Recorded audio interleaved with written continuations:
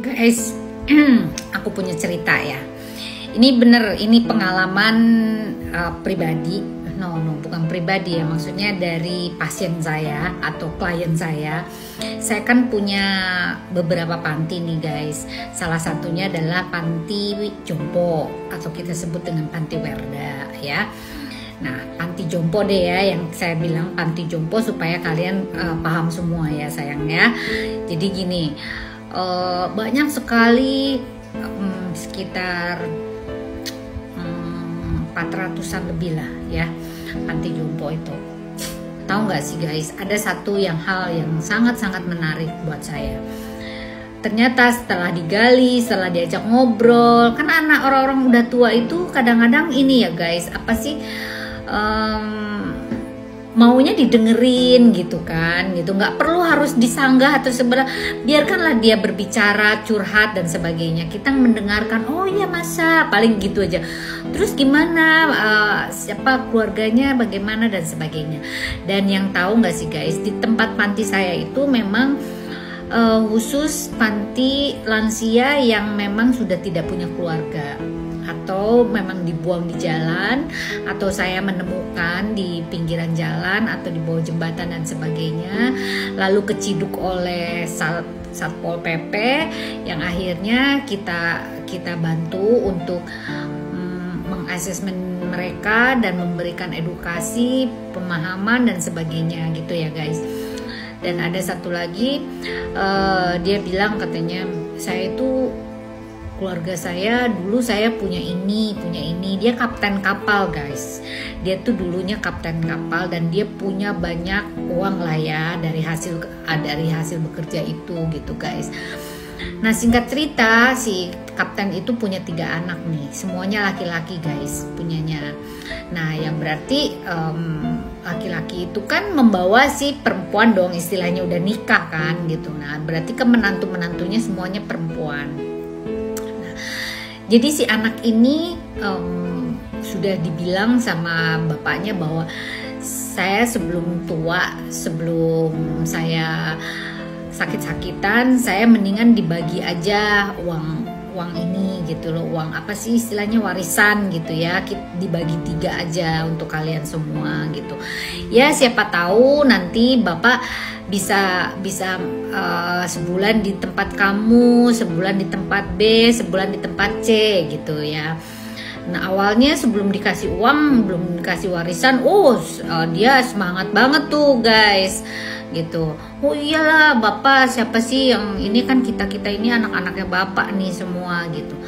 Nah lalu si bapak itu ya sudah tanpa berpikir panjang lah ya, tanpa berpikir negatif terhadap si anak-anak ini, ya akhirnya katanya ya sudah dibagi 3 gitu, dan dia hanya megang uang hanya untuk cukup makan saja guys. Tahu sendiri dong, intervensi cewek itu kan biasa lebih kuat dibandingkan laki-laki kan, karena ya gitu menantu.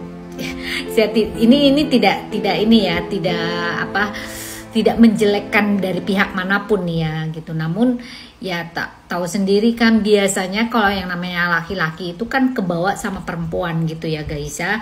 Beda dengan kalau kita punya anak perempuan, jadi anak perempuannya yang ketarik ke kita gitu. Biasanya kan seperti itu ya. Kalian semua yang sudah menikah pasti punya pengalaman deh, share ya di sini ya. Nah setelah itu singkat cerita, setelah dia datang ke A, ternyata nggak diterima guys, cuman dia kuat 2 minggu doang gitu kan. Udah nanti bapak, saya lagi sibuk nih, bapak ini ya nginep di rumah B ya, langsung di rumah B, pindahinlah ke rumah B. Baru seminggu aja dia udah nggak sanggup gitu loh. Udahlah bapak gini juga ke tempat C juga begitu. Yang akhirnya singkat cerita dia udah nggak kuat, terus berunding lah tuh mereka berenam dengan para istri-istrinya, bahwa si bapak ini taruh aja di ini katanya gitu ya, di panti jompo katanya seperti itu. Dan itu tidak langsung ditaruh di panti jompo loh guys, gila nggak sih, ditaruh di bawah jembatan. Dan itu keliling-keliling dulu kan sudah mulai lansia tuh, ya kan, sudah mulai agak-agak pikun sedikit gitu kan, gitu. Tapi masih bagus komunikasinya gitu ya, kadang-kadang saja gitu loh. Jadi istilahnya masih belum terlalu parah gitu, bahwa dia masih umur 60-an kok, 65 kalau nggak salah gitu. Nggak terlalu tua banget gitu loh guys. Nah, namun ya itu dalam kondisi yang tidak terlalu sehat, ya dia akhirnya dia tidak bisa berbuat apapun. Ditaruh di bawah jembatan, kolong jembatan aja dia diem aja gitu guys, karena kakinya sudah mulai lumpuh kan gitu loh. Jadi dia tidak bisa berbuat apapun, dan ya nggak tahu lah, terus di sana itu dimanfaatkan lah sama preman-preman untuk mengemis tuh guys, untuk mengemis dan sebagainya ya. Nah, lalu ketangkeplah sama Satpol PP, barulah masuk ke panti saya, ada panti sosial dan sebagainya, seperti itu guys. Singkat cerita melulu ya nggak sih, biar cepet nih guys.